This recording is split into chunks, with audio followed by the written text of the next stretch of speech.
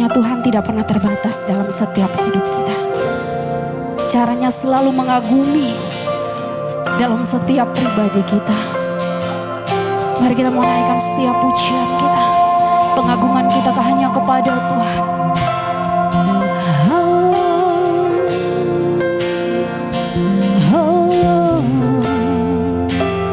Thank you Lord. Kagumi caramu mencintaiku, kau ada di cerita proses hidupku. Di titik terendahku kau hadir untuk mengangkatku. Kau tak menyerah akan hidupku. Ku kagumi caramu mencintaiku, kau ada di cerita proses hidupku. Yes Lord. Di titik terendahku kau hadir untuk mengangkatku. Ku tahu kau tak menyerah akan hidupku.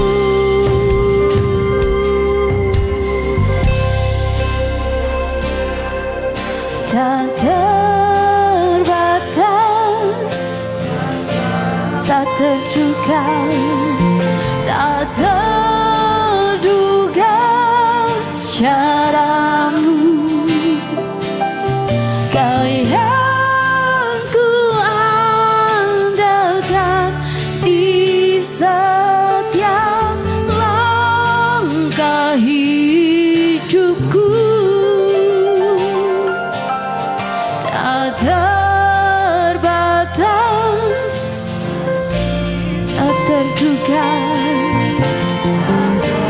Yes Lord, jalanmu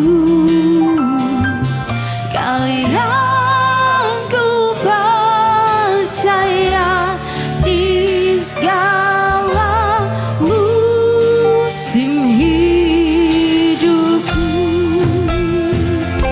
Mari angkat suara menyanyikan, ku kagumi caramu mencintaiku, kau ada di cerita proses hidupku.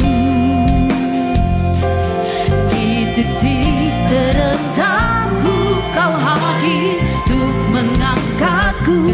Ku tahu kau tak menyerah akan hidupku. Tak terbatas, tak terduga, caramu. Kau yang ku andalkan di setiap langkah hidupku. Tak terbatas,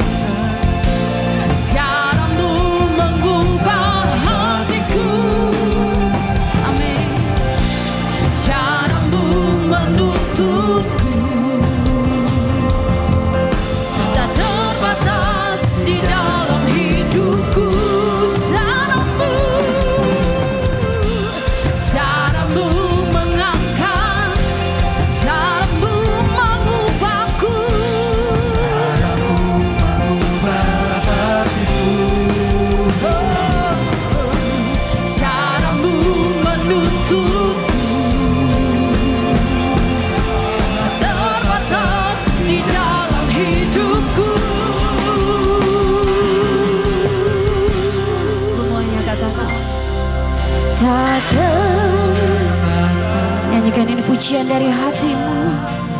Oh, tak terduga caramu. Yes Lord, Kau yang kuandalkan di setiap langkah hidupku. Dengan imanmu nyanyikan terbatas kasih, tak terbatas jalanmu, terduga jalanmu. Kau yang ku percaya di segala musim hidup. Tak terbatas, tak terbatas kuasa, tak terduga cara. Yes Lord, Kau yang kuandalkan di setiap langkah hidupku. Tak terbatas, tak terbatas kasih-Mu, tak terduga, tak terduga jalan-Mu. Kau yang ku percaya di segala musim hidupku.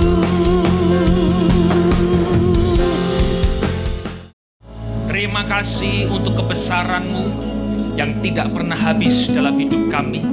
Terima kasih untuk penyertaan-Mu yang selalu ada bagi kami.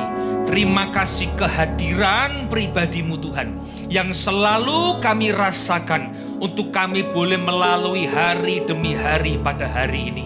Saatnya kami akan mendengarkan firman, mengambil bagian yang terbaik dalam hidup kami. Supaya firman itu menguatkan setiap kami. Firman itu menjadi jawaban setiap pergumulan kami. Dan firman itu merubah sifat kami, karakter kami, menjadi pribadi yang semakin sempurna dan layak di hadapan Tuhan. Kuasai kami semua. Kami serahkan firman-Mu di dalam satu nama Tuhan Yesus Kristus yang siap diberkati oleh firman Tuhan. Boleh sama-sama kita katakan?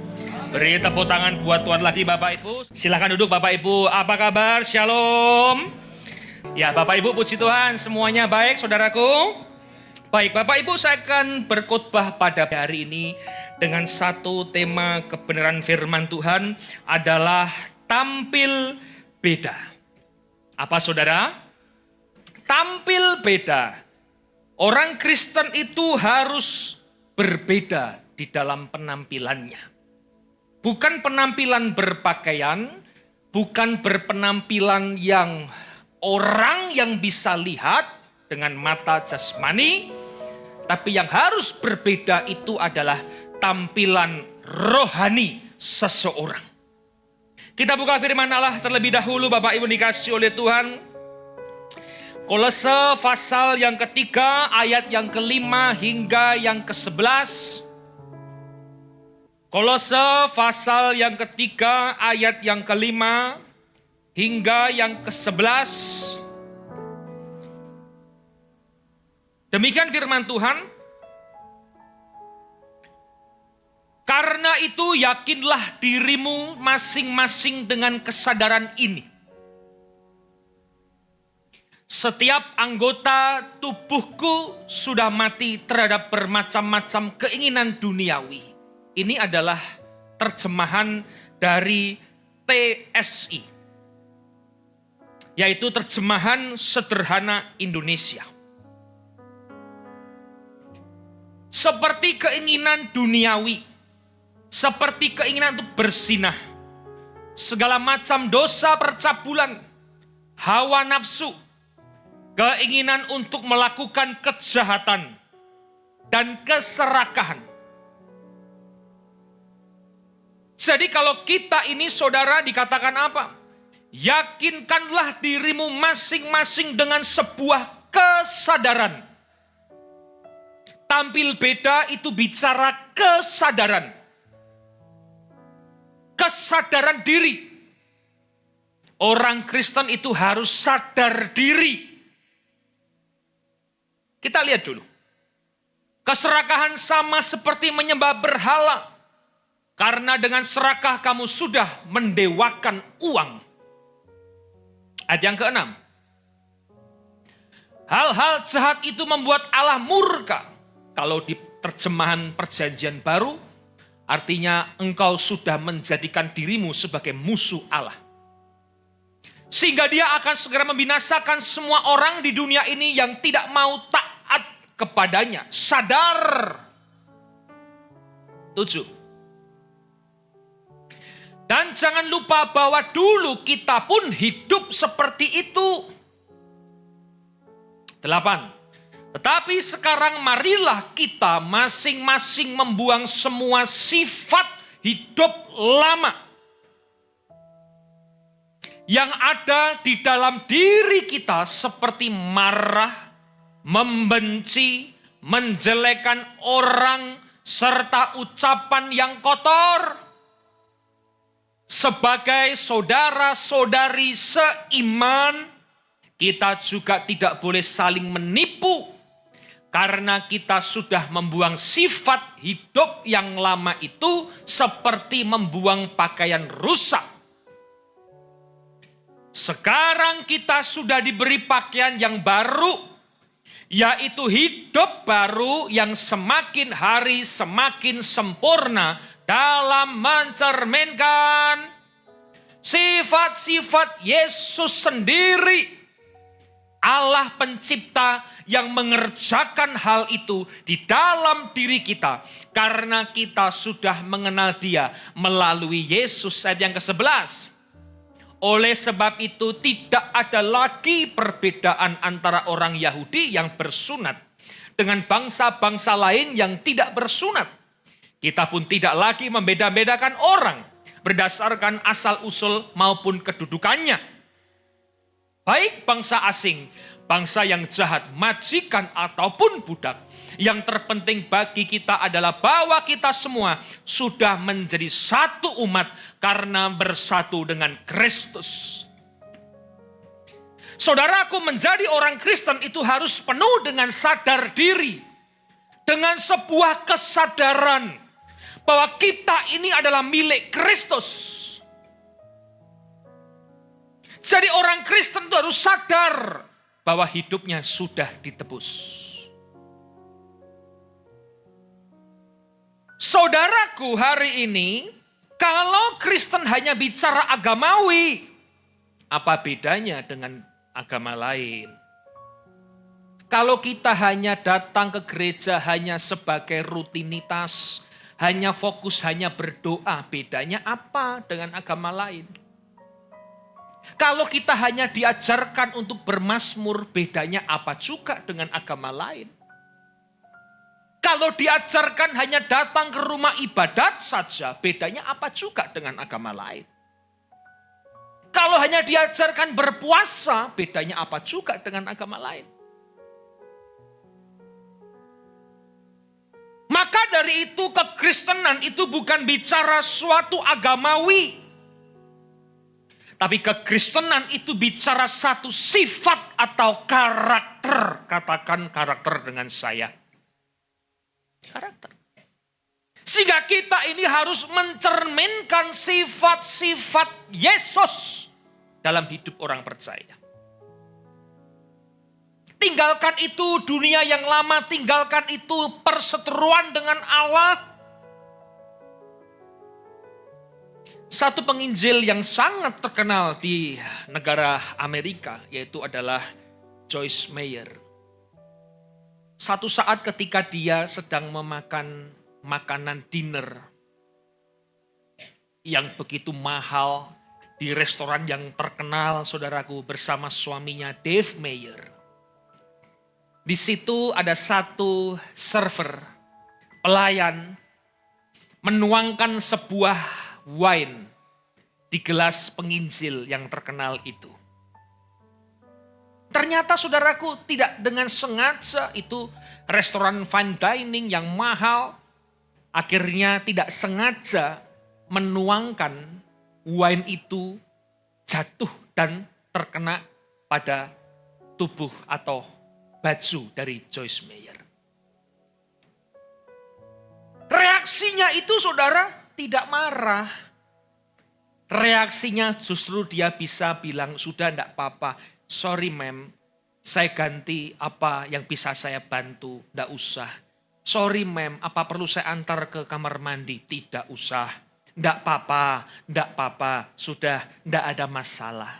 Yang terkejut adalah ketika penginjil itu selesai berbicara, maka pelayan itu dengan berani bilang begini, sorry ma'am, saya mengikuti khotbah daripada penginjil itu di YouTube, di sosial media, di platform-platform digital, dan saya hari ini bisa mengagumi penginjil Joyce Meyer karena yang diucapkan dia bisa lakukan. Coba kalau kita hari ini, kemarin malam ponakan kita nuangkan baju angponya masukin gak jadi dikasih. Ponakan kurang ajar ini, masa giume kena anggur jatuh begini. Udah besok gak usah dapat angpau. Apakah itu orang Kristen? Hanya bisa pintar bicara, tapi tidak pernah bisa melakukan firman Tuhan. Makanya kita harus tampil beda, Bapak Ibu. Tidak boleh seperti dunia. Tidak boleh orang yang hanya memiliki sifat-sifat dunia. Tapi kita tidak punya sifat-sifat Kristus dalam hidup orang percaya. Untuk itu saudaraku, poin yang pertama kita akan bahas yaitu adalah teruslah membangun. Teruslah membangun. Kita buka firman Allah. 1 Korintus pasal yang ketiga. Ayat yang ke-10 hingga yang ke-15. Sesuai dengan kasih karunia Allah yang dianugerahkan kepadaku. Aku sebagai seorang ahli bangunan yang cakap, seorang Rasul Paulus, telah meletakkan dasar. Dan orang lain membangun terus di atasnya. Tetapi tiap-tiap orang harus memperhatikan bagaimana ia harus membangun di atasnya. Karena tidak ada seorang pun yang dapat meletakkan dasar lain daripada dasar yang telah diletakkan, yaitu Yesus Kristus.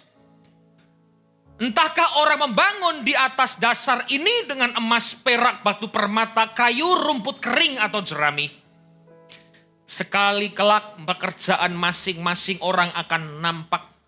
Karena hari Tuhan akan menyatakannya, sebab ia akan nampak dengan api, dan bagaimana pekerjaan masing-masing orang akan diuji oleh api itu.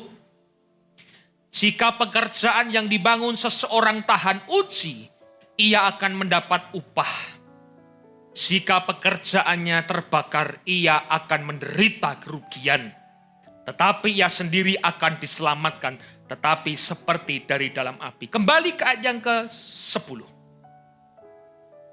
Teruslah membangun. Ternyata menjadi orang Kristen saudara harus membangun terus di atas hidup kita. Dikatakan tiap-tiap orang harus memperhatikan bagaimana ia harus membangun di atasnya.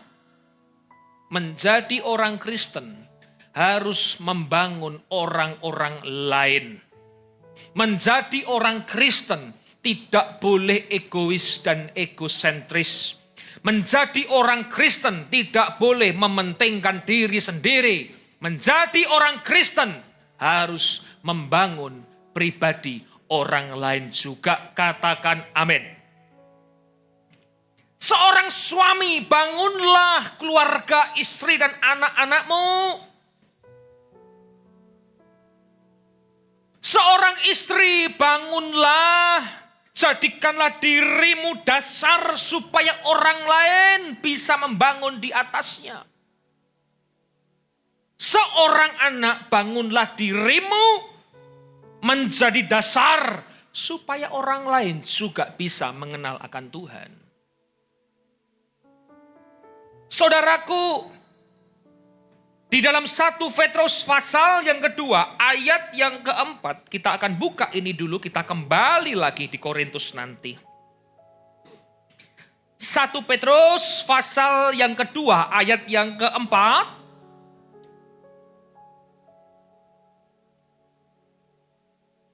Dan datanglah kepadanya batu yang hidup itu. Perikopnya adalah Yesus itu batu penjuru. Yang memang dibuang oleh manusia tetapi yang dipilih dan dihormati di hadirat Allah. Ayat yang kelima. Dan biarlah kamu juga dipergunakan sebagai batu hidup. Untuk pembangunan suatu rumah rohani. Luar biasa Bapak Ibu. Ternyata hari ini hidup Anda dan saya adalah batu yang hidup untuk pembangunan suatu rumah rohani. Bagi suatu imamat yang kudus.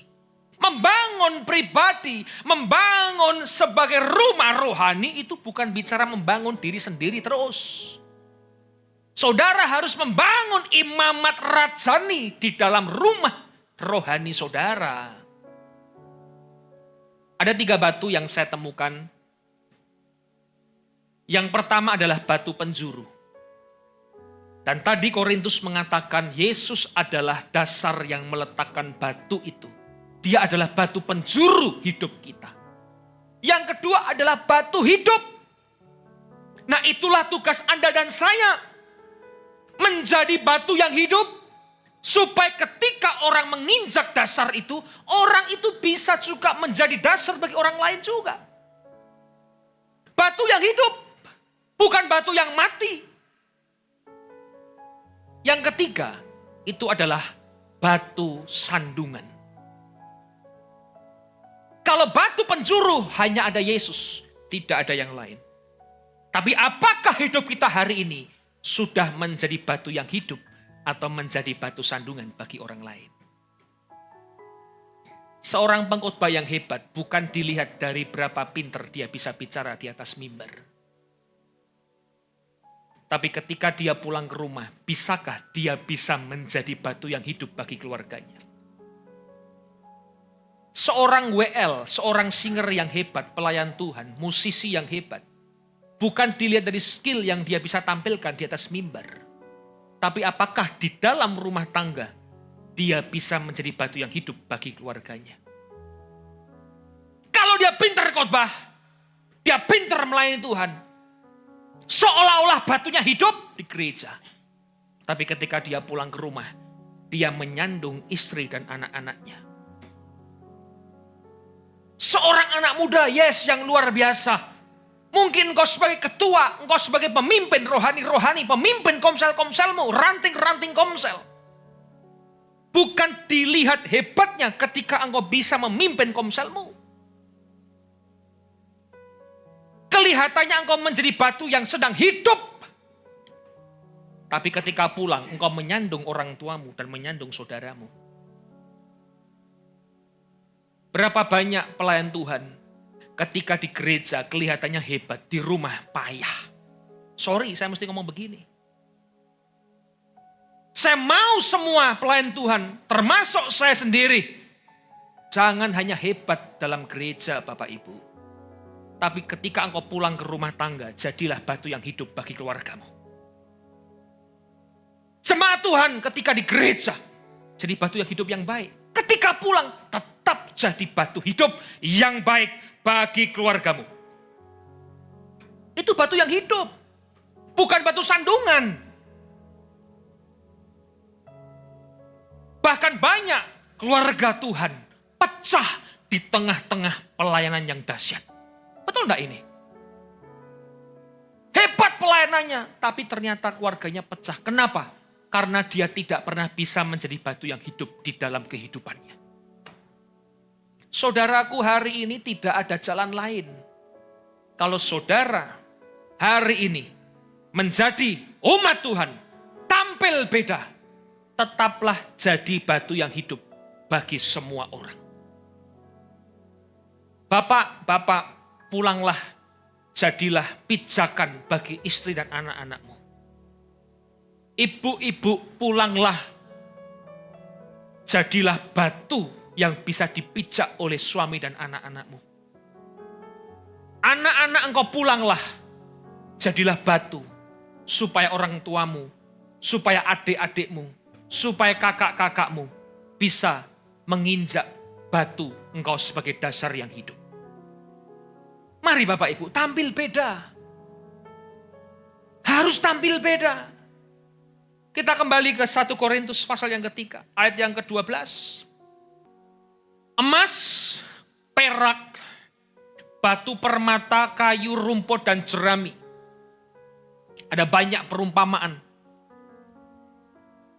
Saudara ketika mau membangunnya, mau terus-menerus menjadi batu yang hidup, maka kita akan diproses menjadi emas. Kalau tidak mau menjadi batu sandungan, itu akan menjadi jerami. Nah, orang Kristen itu macam hal. Dia bisa diumpamakan sebagai emas, bisa perumpamaan sebagai perak, bisa juga batu permata, bisa juga kayu, bisa juga rumput yang kering, bisa juga jerami. Ini pilihan saudara. Saudara mau jadi emas, ya silahkan. Kalau membangun imannya terus membangun, dasarnya terus membangun batu yang hidup, ya luar biasa. Orang Kristen hebat. Tapi ketika dia tidak mau membangun, ya itu pilihan saudara. Artinya saudara memilih supaya engkau tidak mau jadi dasar batu yang hidup bagi orang lain. Enggak masalah Bapak Ibu. Tapi ingat, ayat yang ke-15. Bahwa hari Tuhan akan datang. Jika pekerjaannya terbakar, dia akan menderita kerugian. Pilihan saudara. Kalau saudara mau menjadi batu yang hidup, engkau akan mendapat upahnya nanti. Tapi ketika kita tidak mau membangun rumah rohani kita, maka kita seperti jerami yang akan terbakar, Bapak Ibu. Pilihan di tangan kita. Saudara mau membangun atau engkau tidak mau membangun. Pilihan di tangan kita. Karena itu teruslah membangun Bapak Ibu. Tetap pulang jadilah batu yang hidup. Poin yang kedua. Datang, dengar, dan lakukan. Datang, dengar, dan lakukan. Lukas pasal yang ke-6. Ayat yang ke-46 hingga 49. Lukas pasal yang ke-6. Ayat 46 sampai 49. Ini bicara adalah dasar. Mengapa kamu berseru kepadaku Tuhan, Tuhan, padahal kamu tidak melakukan apa yang aku katakan? Setiap orang yang datang kepadaku dan mendengarkan perkataanku serta melakukannya. Datang, dengar, lakukan. Ini persis dengan Matius 7. Tapi saya buka di kitab Lukas. Datang, dengar, lakukan. Datang, dengar, lakukan. Datang, dengar, lakukan. Ia akan diumpamakan. Kepada siapa ia dapat disamakan. Datang yang pertama. Datang itu bicara saudara punya kerinduan sama Tuhan. Datang itu bukan bicara rutinitas. Datang kepada Tuhan bukan bicara jadwal. Datang kepada Tuhan bukan bicara sungkan. Datang kepada Tuhan itu bicara kerinduan. Berapa banyak orang Kristen ketika datang kepada Tuhan, dia tidak dengan sebuah kerinduan. Dia hanya datang sebagai rutinitas. hanya dijadwal. Dia karena sungkan. Saudaraku, ketika kita datang kepada Tuhan, itu harus punya satu kerinduan. Termasuk melayani. Termasuk seorang pendeta yang ngomong mungkin seperti saya. Ketika saya berkhotbah, ketika saya melayani, itu bukan rutinitas, bukan karena jadwal. Tapi saya sadar hari ini bahwa ternyata ketika kita melayani, itu sebuah kerinduan kepada Tuhan. Ketika bermain musik, bermainlah karena engkau rindu kepada Tuhan. Ketika engkau memimpin pujian, engkau menjadi singer, engkau sebagai asyir, engkau sebagai apapun tugasmu, layanilah karena engkau punya kerinduan kepada Tuhan. Sebagai jemaat Tuhan ketika datang ke gereja, datanglah karena engkau punya kerinduan kepada Tuhan. Coba bayangkan Bapak Ibu, rindu itu gimana sih? Yang dulu Bapak Ibu yang sudah menikah mungkin 30, 40 tahun, 50 tahun. Kalau dulu gimana pacaran itu? Papa, dulu panggilnya saya nggak ngerti ya. Kalau sekarang tuh panggil sayang tuh banyak. Ada beb, ada say, ada ayang, ada yang. Ada apa lagi? Hani, bani. Dulu orang pacaran manggilnya apa saya nggak ngerti saudara.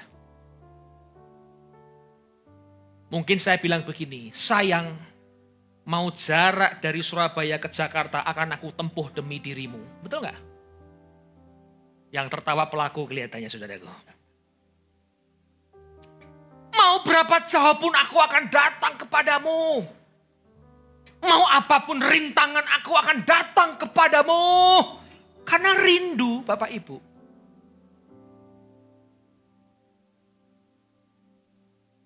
Coba hari ini kalau kita kepada Tuhan bisa rindu. Musa bilang apa? Aku rindu kepadamu ya Tuhan.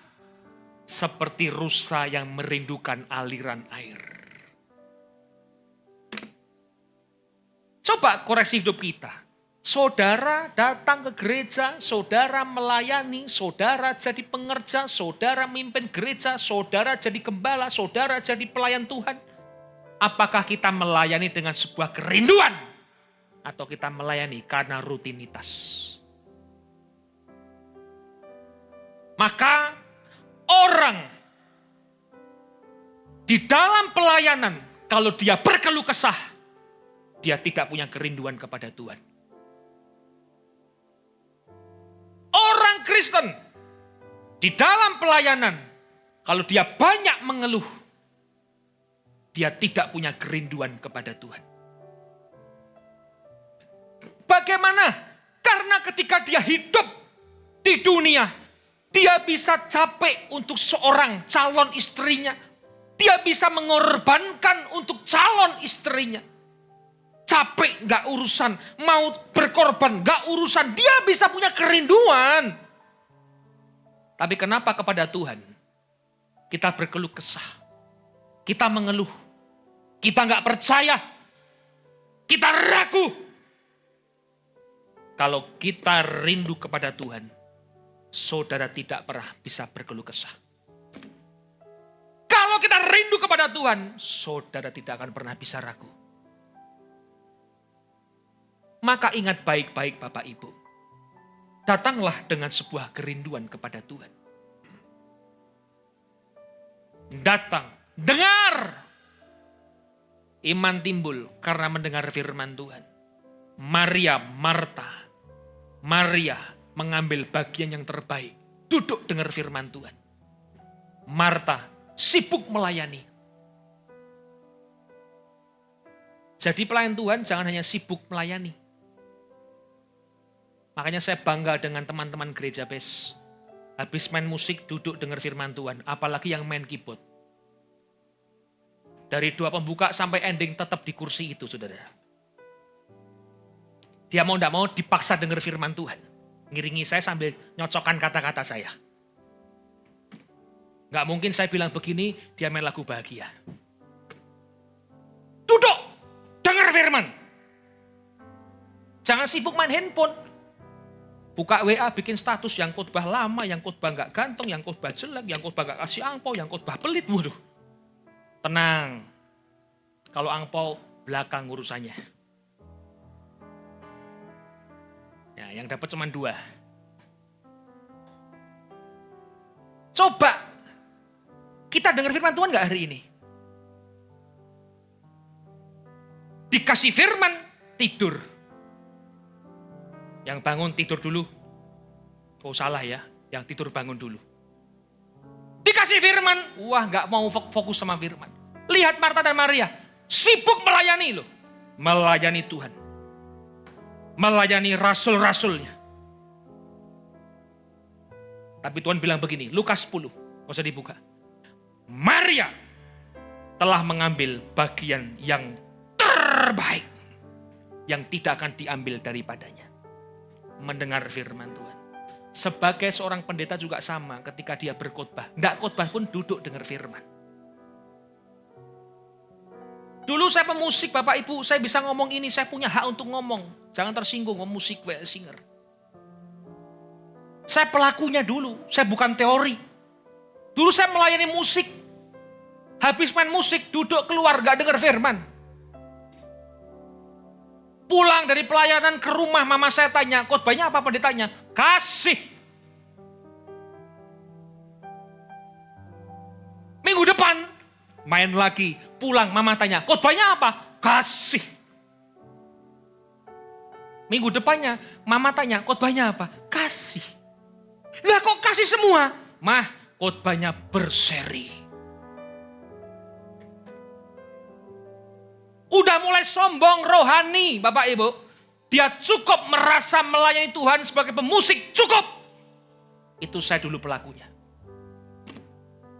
Saya merasa kalau udah main musik ya sama dengan hanya berkhotbah. Kalau saya main musik sama dengan orang yang mungkin WL. Buat apa saya dengar firman Tuhan? Itu dulu. Dulu Bapak Ibu. Saya berubah. Sesibuk-sibuknya saya melayani. Saya harus duduk diam, ambil waktu untuk mendengar firman Tuhan. Supaya imanmu dibangkitkan. Makanya khotbah duduk, saya paling depan, dengar firman. Mau bagus gak bagus, dengar firman. Bapak Ibu gak usah menghakimi bagus gak bagus. Firman disampaikan itu ada hadirat Allah di atas mimbar ini. Mau baik gak baik, dengarkan yang baik. Jangan dihakimi, khotbahnya jelek, khotbahnya gak berhikmat, khotbahnya gak bagus. Bukan begitu. Saya latih diri saya, sesibuk-sibuknya saya, pagi duduk dengar firman. Yang ketiga, lakukan. Yakobus 1, Yakobus 2, bicara iman tanpa perbuatan hakikatnya adalah mati. Firman itu ketika kita dengar, kita lakukan. Kita teruskan dulu firman Tuhan. Ayat yang ke-47. Setiap orang yang datang kepadaku dan mendengarkan perkataanku serta melakukannya. Datang, dengar, lakukan. Datang, dengar, lakukan. Datang, dengar, lakukan. Aku akan menyatakan kepadamu dengan siapa ia dapat disamakan. 48. Pemusik, well singer, boleh maju ke depan. Ia sama dengan seseorang yang mendirikan rumahnya. Orang itu menggali dalam-dalam dan meletakkan dasarnya di atas batu. Ketika datang air bah dan banjir melanda rumah itu tidak dapat digoyahkan. Karena rumah itu kokoh dibangun. Akan tetapi, barang siapa mendengar perkataanku, tidak melakukannya, ia sama dengan seorang yang mendirikan rumahnya di atas tanah tanpa dasar. Jadi tidak ada fondasi sedikit pun di dalam kerohaniannya kalau dia hanya mendengar dan tidak melakukan. Engkau mendengar 23 jam sehari mungkin, tapi engkau tidak pernah melakukan 1 detik pun. Saudara tidak punya dasar iman dalam rohani saudara. Hanya dengan melakukan apa yang kita dengar, itu adalah kita menggali dalam dasar rohani kita. Gak punya dasar. 1 senti pun gak ada dasar. Bukan pendek fondasinya atau dalam, enggak. Tapi gak ada fondasi, gak ada dasar. Selama kita hanya mendengar firman, tidak melakukan firman Tuhan, engkau gak punya dasar roh dalam hidupmu. Gak ada. Itu kata firman Tuhan. Maka saya rindu hari ini kepada saudara dan saya. Ketika kita datang kepada Tuhan dengan sebuah kerinduan. Dengarkanlah firman Tuhan. Dan pulang lakukanlah firman itu. Ada amin gak saudara ini? Di situ engkau sedang membangun dasar fondasi kerohanian iman saudara. Tanpa pelaku firman. Tanpa melakukan firman. 1 senti pun tidak ada fondasi.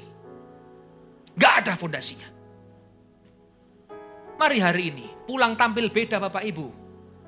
Pulang tampilkan yang beda dalam hidup kita orang Kristen itu. Jadilah batu yang hidup. Jadilah dasar untuk orang lain berpijak supaya dia kenal Tuhan. Pengkhotbah, W.L. Singer, pemusik, jemaat Tuhan pulang jadi batu yang hidup bagi keluarga kita. Jangan jadi batu sandungan. Yang ketiga, datang dengar lakukan. Datang dengar lakukan. Kiranya firman Tuhan memberkati kita semua. Amin. Mari kita undang untuk kita bangkit berdiri. Haleluya. Haleluya, haleluya.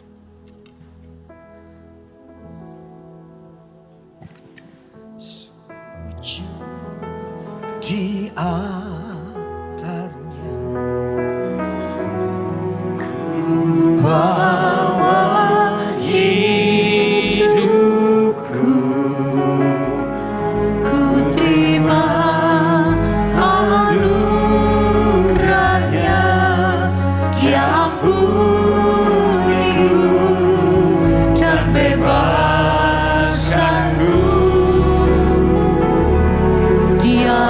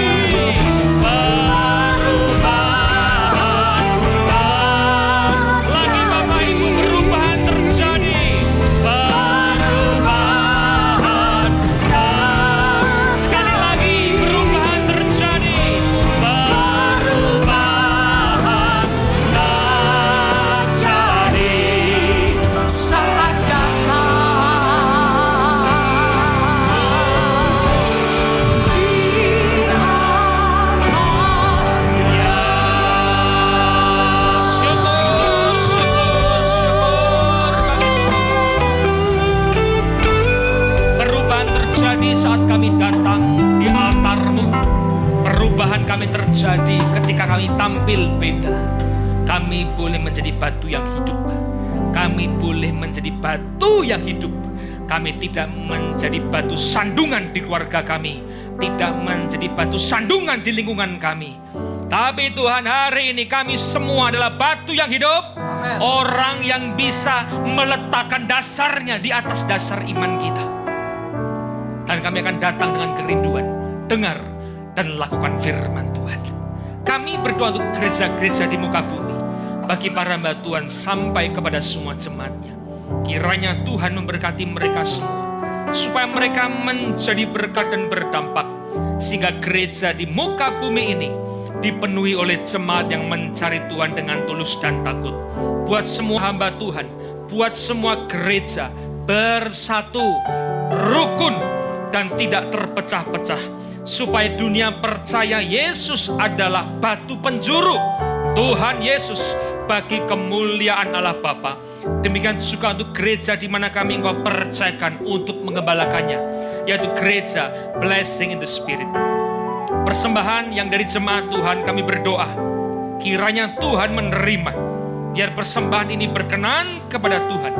Tuhan beri kemurahan-Mu, balaslah kebaikan dan kerelaan hati jemaat. Jaga, lindungi mereka beserta keluarga, pekerjaan, kesehatan, dan kerohanian. Mari Bapak Ibu, sebelum kita pulang menerima berkat, dekapkan kedua tanganmu di dada. Menerima berkat itu pasti dan mudah, tapi firman-Nya mengingatkan, jagalah hatimu dengan segala kewaspadaan, karena dari hatilah itu terpancar kehidupan. Jemaat yang dikasih oleh Tuhan, mari engkau pulang menjadi berkat, dan engkau pulang menerima berkat rahmat anugerah dari Allah Bapa di surga. Di dalam Putra Tunggalnya Yesus Kristus yang telah mati bagi dosa kita, dan Dia bangkit pada hari ketiga, sehingga kita menyembah Tuhan Allah yang hidup, dan iman kita bukan kepada Tuhan Allah yang mati. Dan Dia naik ke surga untuk menyediakan rumah bagi kita, sehingga kita punya pengharapan yang pasti. Dan Dia akan datang kembali untuk kedua kalinya, menjemput gerejanya, menjemput umatnya yang berjaga-jaga, kudus, dewasa, dan bijaksana, serta menghakimi dunia. Di dalam persekutuan dengan Roh-Nya yang kudus, membuat hati kita berkobar-kobar, membuat roh kita menyala-nyala di dalam kasih semula. Roh Kudus yang menghibur, menguatkan, memelihara, menginsafkan dosa kita, menuntun dan memimpin kita kepada kebenaran dan kekudusan, serta menjadikan kita saksi Kristus mulai hari ini sampai Maranatha, Yesus datang menjemput kita semua. Kita akhiri dengan doa Bapa kami bersama. Bapa kami yang di surga, dikuduskanlah namamu, datanglah kerajaan-Mu, jadilah kehendak-Mu di bumi seperti di surga. Berikanlah kami pada hari ini makan kami yang secukupnya, dan ampunilah kami akan kesalahan kami, mengampuni orang yang bersalah kepada kami, dan janganlah membawa ke dalam pencobaan, tapi lepaskanlah kami daripada yang jahat, karena Engkau yang punya kerajaan dan kuasa dan kemuliaan sampai selama-lamanya. Amin.